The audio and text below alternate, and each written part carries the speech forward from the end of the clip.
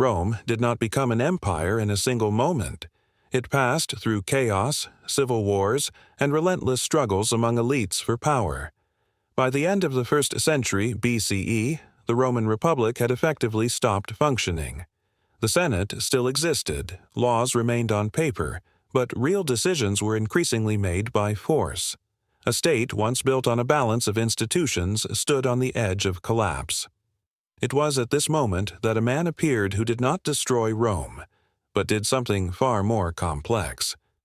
Octavian Augustus did not rise to power as a classic dictator. He understood that Rome was exhausted by personal rule and open tyranny. That is why he did not abolish the Republic, dissolve the Senate, or declare himself king. Formally, everything remained in place, but in reality, the entire system began to operate differently.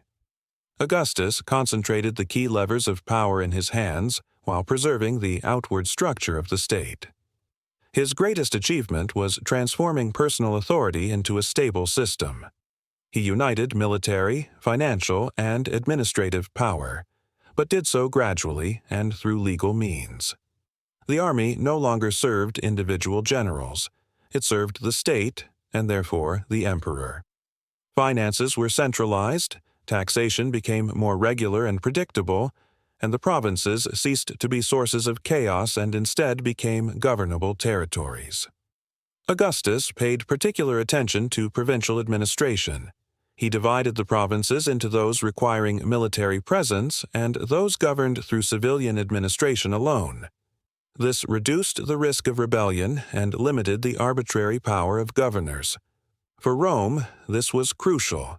For the first time, the empire was governed not primarily through fear, but through order and calculation.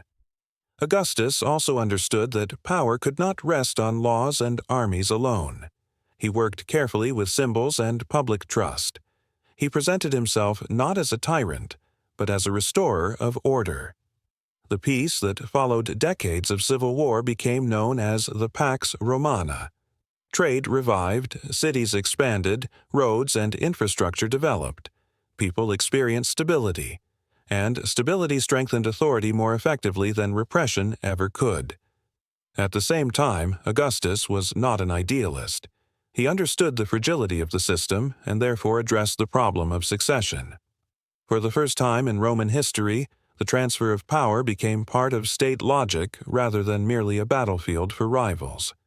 The system was imperfect, but its very existence marked a step forward from an era of constant upheaval.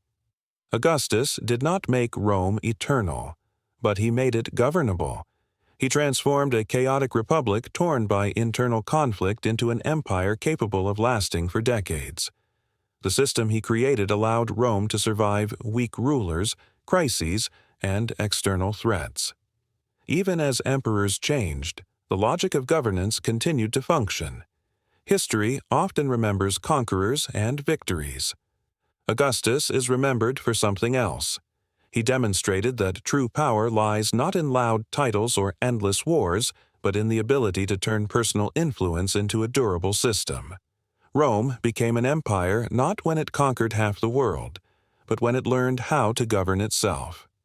This is the true legacy of Octavian Augustus.